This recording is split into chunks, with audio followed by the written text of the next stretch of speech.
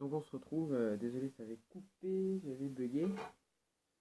Donc ensuite j'étais en train de vous dire, hop, j'avais celui-là, donc toujours le même principe, là on tire ça, on retire et on rentre. Encore un autre Berkeley, donc ça c'est vraiment des leurres pour 70 centimes, entre 1 euro et entre 50 et 1 euro. Ensuite des colorés un peu plus naturels. Là c'est vraiment, je vous les présente rapidement ceux-là parce que c'est pas des leurres avec lesquels je pêche. Ensuite on va passer juste au-dessus, donc un fox, comme je vous disais, hein, les vibrations avec les poils. Ensuite, deux skeletons que j'ai, donc un avec encore les yeux, l'autre les yeux ont été arrachés. Donc par la personne qui me l'a donné juste avant. Donc en coloris vert chartreuse avec tête noire et puis blanc, tête rouge, hein, coloris assez connu. Ensuite on va passer donc sur, j'ai des Bleach Shad. Donc ils sont tous ici, hein, dans un compartiment tout seul. Ici. Ensuite on va passer donc sur un leurre métallique. Premier leurre métallique, je l'ai mis dans les gros leurres. Parce que c'est tout simplement un leurre avec lequel j'ai mis notre leurre. C'est un spinnerbait de chez Caperlan. Donc ça vaut moins de 2 euros je crois. Je sens que ça vaut 1,50 €. Là où j'ai acheté ça valait 1,50 €. Donc en rouge avec un Stitch Shad en trailer rose. Donc les Stitch Shad c'est bien parce qu'ils sont ultra souples et ultra résistants. Donc ça c'est pas mal. On va le remettre. Ensuite un worm donc de chez Megabass. C'est vraiment un leurre qui pue. Je vais vous le dire franchement. Il pue. Donc en couleur coloré Oikawa avec je sais pas si vous l'entendrez, les petites billes qui sont situées, on les verra juste ici le point. Je ne vais pas faire la mise au point. Ensuite on va passer sur pareil, hein, un Fury Shad de chez Delalande, toujours. C'est un leurre qui a deux caudales en blanc comme ça. Je n'ai jamais essayé encore. Il est monté mais il n'a jamais été essayé. Donc je sais même pas comment il nage avec les deux caudales. Donc assez gros, c'est que des leurres assez gros que j'ai. Ensuite on va passer donc sur un leurre que j'avais trouvé dans un lac avec une caudale en V. Je sais pas si ça marche. Il faut que je fasse un montage avec un triple voleur en dessous. Parce que celui-là c'est un leurre tout simplement qui est long. Enfin, des têtes plombées longues, je n'ai que deux et je vais vous montrer sur lesquelles je les ai montées.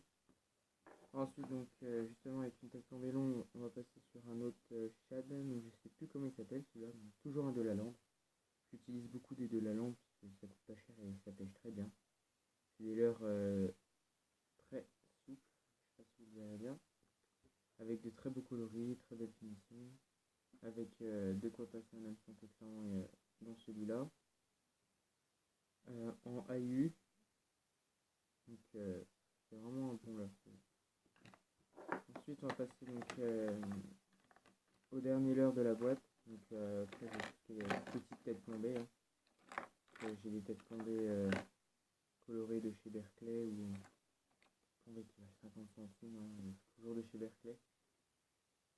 Mais ça vaut 50 centimes en boîte et puis ça c'est légèrement plus cher je crois, mais c'est des bonnes têtes plombées. C'est pas parce que c'est pas cher que ça pêche pas.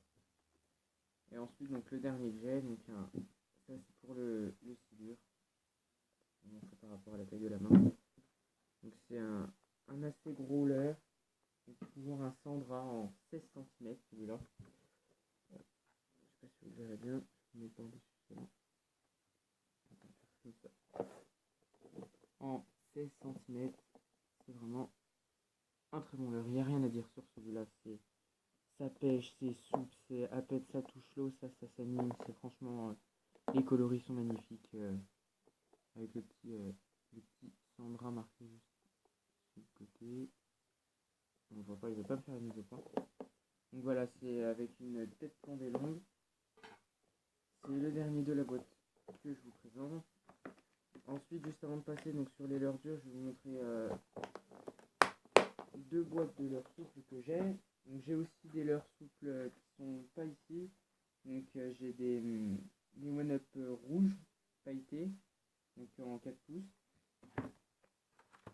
Des rinces Rock Vibe en 3,5 pouces en couleur motor wallpaper aussi. Et j'ai aussi donc, une boîte de Madness en Mother Worm donc, que j'ai pas avec moi. Donc là on va passer sur des Swing Impact en 4,8 pouces. Donc Swing Impact pareil en fat, ils vont faire ses preuves, donc de chez Tech.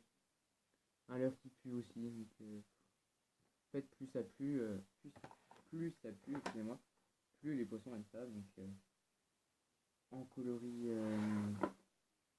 lime chartreuse, ça fait c'est très bien.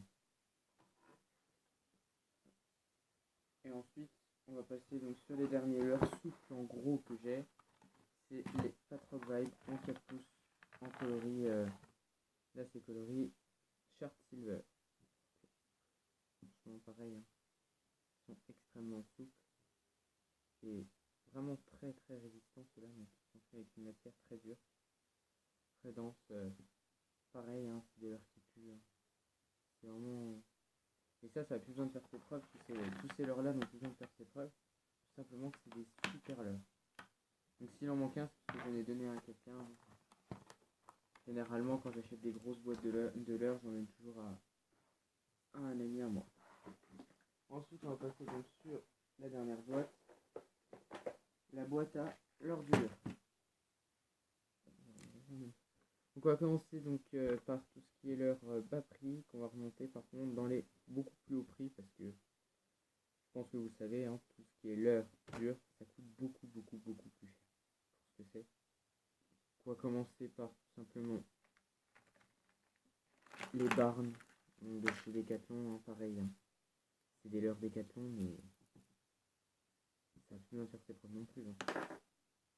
Là, le Barn 40, celui-là il a déjà pêché du Schwen, de la perche. Le Barn 60, ça c'est, j'ai fait des suivis avec, hein, des beaux suivis. C'est vraiment des leurres par contre qui bougent beaucoup. Dans une casting c'est très bien. Dans une casting action rigide, pas action souple, parce que moi la casting elle est action rigide et je la sens vraiment pas dans la canne. Enfin je le sens vraiment énormément dans la canne. Donc chaque touche que je sens dessus, je le sens tout de suite, hein. Et je l'ai en FT et je l'ai en AU. C'est des leurres qui plongent à 1 mètre, à 3 mètres, excusez-moi. Ensuite, un petit leurre qu'on m'a donné, donc je sais absolument pas le prix. Ça, c'est le problème avec les leurres durs. Ils s'accrochent partout. Ils ont tous des tripes.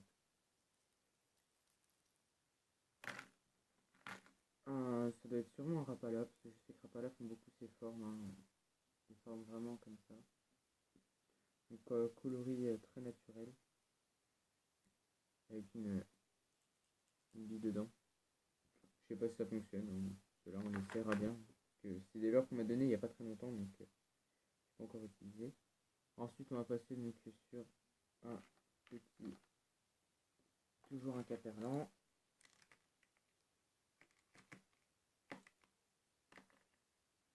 Hop, je sais plus comment il s'appelle celui-là, mais c'est en fait c'est un long beat tout simplement, hein.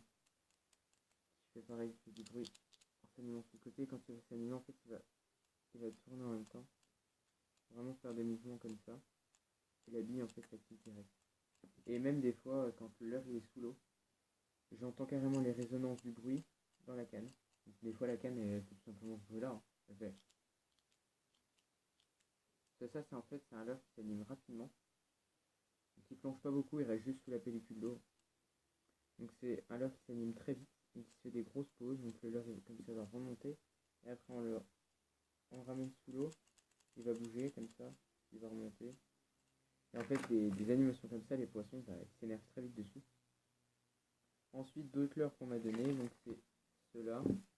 Sûrement des Rapala aussi. Enfin, il y en a un, c'est quasiment sûr que c'est un Rapala, c'est celui-là. Parce que je sais que Rapala font aussi beaucoup. Bah, en fait, c'est exactement la même tête que celui-là. Je sais pas si vous verrez bien. C'est juste le leurre qui change la marque sûrement.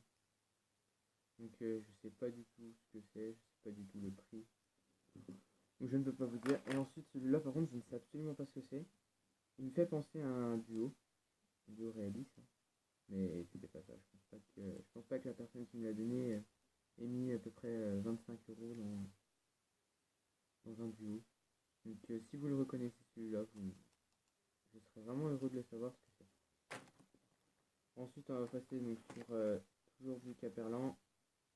Ceux-là c'est mes deux préférés. Un petit popper. Donc c'est un Buller 600 il me semble. Il me semble que c'est un Buller 600 ou Buller 700. Et un stick bait. Un stick bait, donc ça... stick bait et popper, hein, ça a pu faire ses preuves, hein, c'est vraiment des bons leurres. Ça c'est des leurres très très chers. Ensuite on va passer donc sur un leurre que j'ai acheté il n'y a pas longtemps, donc c'est un Gamera. Donc celui-là il a déjà fait énormément de